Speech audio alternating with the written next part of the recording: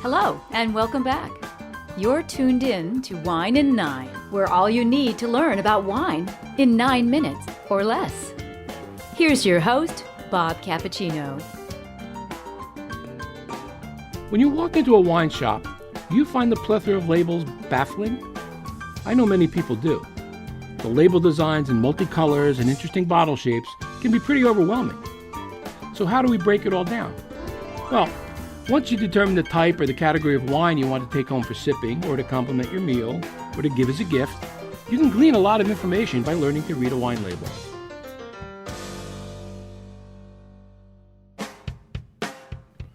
Some of what is read is required by law, either by the country of origin or by the U.S. government.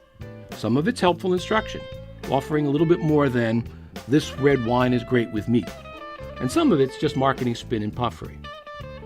Now, wines in the United States, South America, Australia, New Zealand, South Africa are generally blended with the name of the predominant grape in the bottle. France also offers such varietal labeling. In the US and Chile, the percentage must be a minimum of 75%, with the remaining 25% being any other grape the vintner prefers. In Argentina and Australia, it has to be 85%. In Europe, it must be 100% of the named variety. In Europe, most wines are named for the places that the wine comes from. Now, these are strictly controlled by law, which determines which grapes are allowed and how many tons each acre is allowed to be produced in a given vintage year. Organizations set the regulations that control all of the vintners. In France, it's called Appellation Contrôlée. In Italy, Denominazione Origine di Controllata, or it's even more strict, Denominazione Origine di Controllata Garantita. In Spain, it's Consejo Regulador. And all of these are examples of laws that are meant to guarantee the provenance and basic quality of the wines. Now, these organizations will be prominently shown on the front label.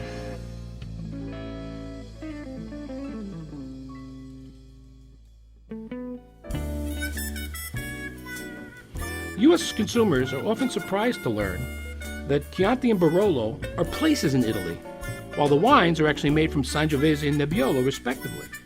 That Sancerre, made from Sauvignon Blanc, and Chablis and Puy-Fuissé, made from Chardonnay, are actually the villages in France. And Rioja is a place in Spain, Douro in Portugal, and Bordeaux an area in France, which all produce blends of 2 or more grape varieties. When perusing a wine label, the important things to note are, first, the name of the winery. Let's call it Chateau Bob. Next is the location, Chateau Bob, Sonoma, California. Narrowing the location, it could say Chateau Bob, Sonoma, California, Russian River Valley. Next is the makeup of the wine, Chateau Bob, Sonoma, California, Russian River Valley, Pinot Noir. Then perhaps we could add a specific vineyard, Chateau Bob, Sonoma, California, Russian River Valley, Pinot Noir, Twin Oaks Vineyard. In Europe, the place name, say Nuits Saint-Georges, by law indicates both the location of the vineyard and the grape type, as only Pinot Noir is allowed to be made there.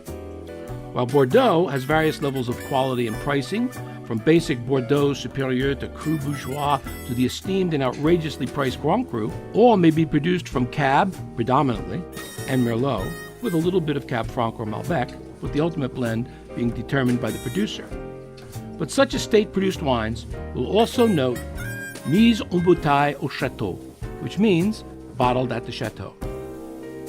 It also means estate bottled.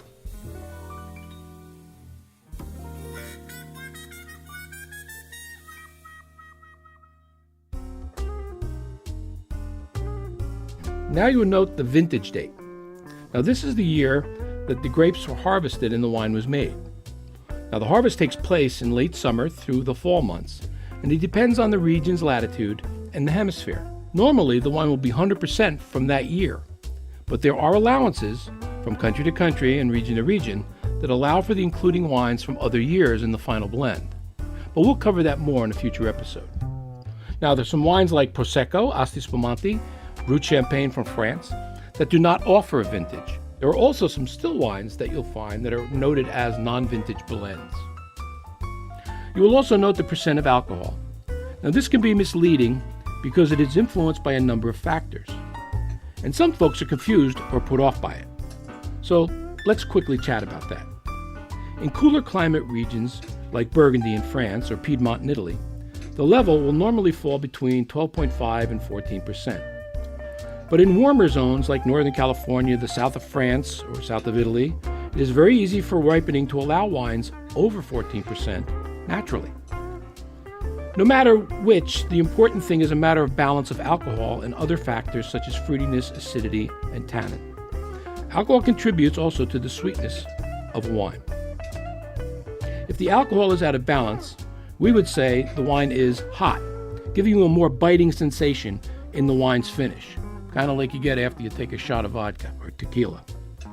Okay, back to the label info. Now that we've established the provenance of the wine, the next things you might learn are terms like old vines, vieille vigne in French, vigne vecchia in Italian. Now these indicate that the wines are made from, well, older vines. The point being that older vines are more well established and produce less fruit, resulting in richer, deeper flavors.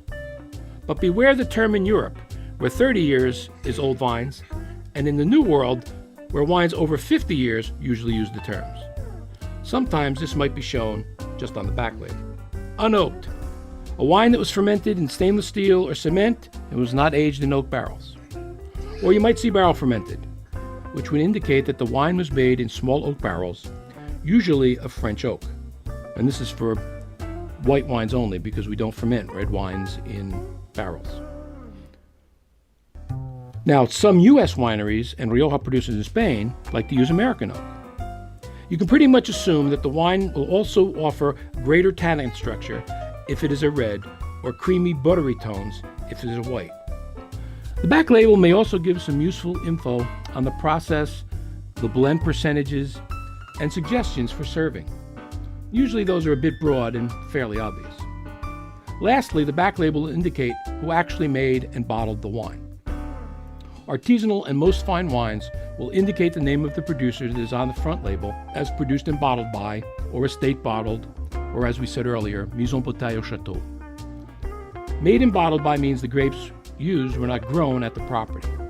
Vinted by, bottled for, and phrases like that indicate that the wine was made probably at a co-op or a large wine producer for the brand or the importer. They might show only some initials and a winery ID number. They are usually not always inexpensive offerings, so caveat emptor. You know, I once went into a wine shop that was promoting Chianti Classico. They had 8 different labels on offer. I recognized all of them and pointed out to the buyer that 5 of them came from the same source in Tuscany. The difference being diverse importers at different prices. He wasn't happy with my discovery, but since he tasted all of them before he bought them, at least he was consistent. I know that was a lot of stuff to go over today, but once you learn to read the wine label, you'll be in command of making the best decisions. Thank you for your time today. This is Bob Cappuccino for Wine and Nine.